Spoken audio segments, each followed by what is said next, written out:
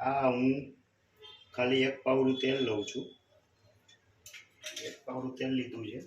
હવે એમાં થોડું મીઠું નાખું છું। આ મીઠું નાખ્યું પછી ચપટી સોડા, જાજો નથી નાખવાનો, માત્ર આટલો। ત્યારબાદ ટેસ્ટ માટે થોડી અમથી ખાંડ પણ વધારે નથી નાખવાની।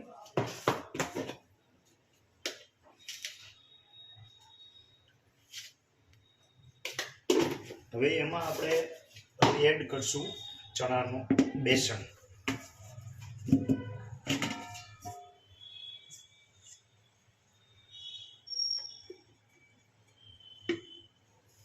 બે વાટકી લઉં છું। ત્યારબાદ થોડો મેંદો, જાજો નથી નાખવાનો, બસ। હવે આ બધું વ્યવસ્થિત મિક્સ કરી લઈએ થોડું પાણી નાખીને।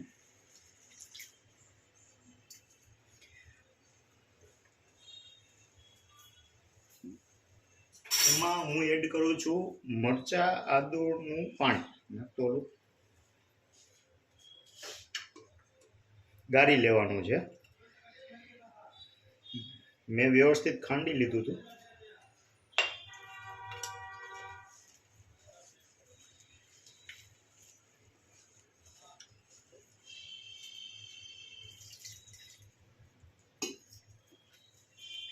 તમને આઈડિયો હજી નહીં આવ્યો હોય શું બનાવી રહ્યા છીએ, પણ તમે વ્યવસ્થિત પૂરું જોજો એટલે તમને બનાવતા આવડી જશે। પછી વ્યવસ્થિત હલાવી લેવાનું છે અને પાતળું ઘોળ બનાવી લેવાનું છે। આવું એકદમ પાતળું વ્યવસ્થિત આપણે દ્રાવણ બનાવી લીધું છે। થોડીક હવે હું હળદર નાખું છું, વધારે નથી નાખવાની, ખાલી કલર આવી જાય એટલા માટે કરવાની છે। આ જે કોક ગોળિયું દેખાય છે એ બધી ભાંગી લેવાની છે હવે, બરોબર છે। આવું એકદમ પાતળું તમે જોઈ શકો છો। હવે આપણે ગેસ ચાલુ કરી અને તપેલું મૂકી દીધું છે અને હલાવતા રહેવાનું છે, બરોબર। ઘટ્ટ થઈ જાય ત્યાં સુધી આપણે આને હલાવવાનું છે। આને ફૂલ ગેસમાં જ ચડાવવાનું હોય છે અને પહેલો અત્યારે એક સ્ટેપ એવો આવે કે નીચે બેસવા માંડે, પણ એમાં બીવાનું નહીં અને મૂંઝાવાનું પણ નથી। એ પાછું બધું એક વખત ઓગળી પણ જશે, પણ હલાવતા ખાસ રહેવાનું। જો આવી રીતના બેસવા માંડે છે નીચે, પણ આને હલાવતા રહેવું અને ચડાવતા રહેવાનું છે। એકદમ સડી જાય પછી આનો માવો બનશે। એ આપણો લોટ વ્યવસ્થિત થઈ ગયો છે, ખીચી જેવું થઈ ગયું છે અને થોડાક ચણિયા થયા હોય એવું મને દેખાઈ રહ્યું છે, એટલે થોડુંક પાણી આવી રીતનું ઘાટું તો થઈ જ ગયું છે, તમે જોઈ શકો છો। હવે થોડુંક પાણી નાખી દઈએ। ત્યારબાદ હવે આપણે એકદમ ધીમા ગેસે આને ચડવા દઈશું, તમે જોઈ શકો છો। હવે ઢાંકી દઈએ એટલે લોટ બધો વ્યવસ્થિત બફાઈ જાય। 5 મિનિટ માટે ઢાંકી દઈશું હવે આપણે આને। વાહ, સરસ સુગંધ આવી રહી છે। થોડું પાણી છે, હવે એ પાણી આપણે ખાલી બારવાનું છે, વધારે નથી બારવાનું, થોડુંક આવું ઢીલું જ જોઈએ છે। એકવાર વ્યવસ્થિત આવી રીતના હલાવી લઈએ એટલે બધું મિક્સ થઈ જાય, બરાબર। હવે આપણે આમ તો કમ્પ્લીટ થઈ જવા એવું છે। આપણે ડીશ ઢાંકીને જે બાફ્યું હતું ત્યાર પછી ચણિયા દેખાતા હતા, એ ચણિયા ભાંગવા માટે મેં એક આઈડિયો કર્યો છે।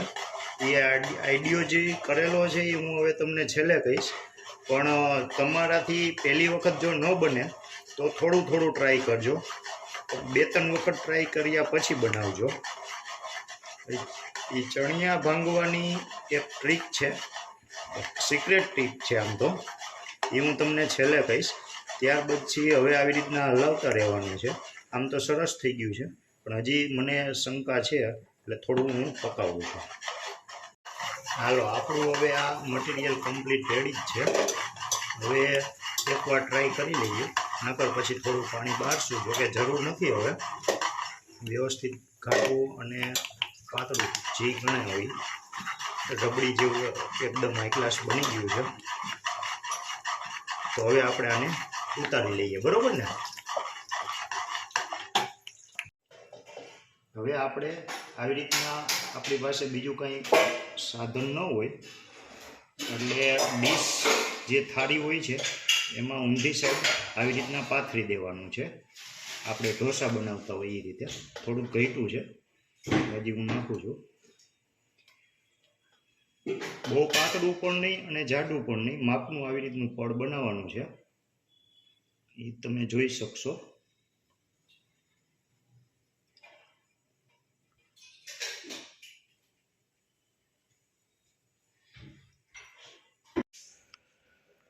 આપણે આ ડીશમાં પાથર્યું હતું. એ ડીશમાં હું તમને કહેતા ભૂલી ગયો કે અમારા બેને પહેલાં તેલ લગાડી દીધું હતું. ત્યાર પછી તમે જોઈ શકો છો એ આવી રીતના પહેલાં આગળનું સ્ટાર્ટિંગમાં થોડું ઉખેડવામાં તકલીફ પડશે, બરાબર છે. ત્યાર પછી આવી રીતનો ફોરા હાથે વજન નથી દેવાનું, રોલ કરતો જવાનો છે. તમે જોઈ શકો છો બહુ સરસ કર્યું છે. રોલ વાળતા સારો આવડે છે. અને જો તમને એમ લાગે કે ડીશ મોટી છે ને રોલ થઈ ગયો છે તો પછી ત્યાંથી કટ પણ કરી શકો છો, અને ન કરો તો પણ ચાલે. હવે બીજા 2 હાથ આવ્યા છે. હવે એ રોલ બની ગયો છે. હવે એ ડીશમાં પાછો ગોઠવી દેશે.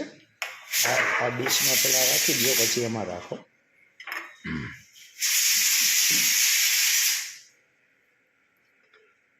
બે ડીશમાંથી ઉખડી લીધું છે. ડીશ સવડી કરી નાખો પહેલાં અને ગોઠવી દો એમાં. આપણે બધી જે આ ડીશોમાં આપણે પાથરી રાખેલું છે એમાં ગોઠવતા જઈએ, પછી એકારે કટિંગ કરશું. આમાં કંઈ બગડી નથી જવાનું. આ તેલ ગરમ કરવા મૂકી દીધું છે. એમાં આપણે રાઈ, મરચાં અને તલી, બસ આટલાનો જ વઘાર ખાલી કરવાનો છે. હાલો, તેલ આપણું ગરમ થઈ ગયું છે. હવે એમાં હું રાઈ નાખું છું. રાઈ થોડી વધારે જ નાખવાની છે આમાં. ત્યાર પછી હું મરચાં નાખી દઉં છું. મારે તીખું જોઈ, મરચાં ઓપ્શનલ છે, આમાં તમે મરચાં ન નાખો તો પણ ચાલે. ખાલી રાઈ અને તલી આ બેનો વઘાર કરો, સારું લાગતું હોય છે. મરચાં થોડા ચડી જાય ત્યાર પછી આપણે તલી એડ કરી દઈશું. પહેલાં ગેસને બંધ કરી દઈએ, કારણ કે તલી પાછી બહુ ફૂટી જશે. સરસ થઈ ગયું છે. તલી પણ ફૂટી જાય છે અને મરચાં પણ થોડા ચડી જાય.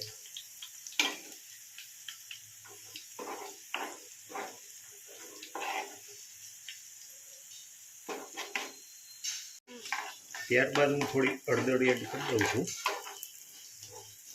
કારણ કે તેલ ગરમ છે એટલે કમ્પ્લીટ જુઓ મરચાં બળી ગયા છે. હવે આપણે જે આ ખાંડવી બનાવીએ છીએ એની ઉપર રેડી દઈએ.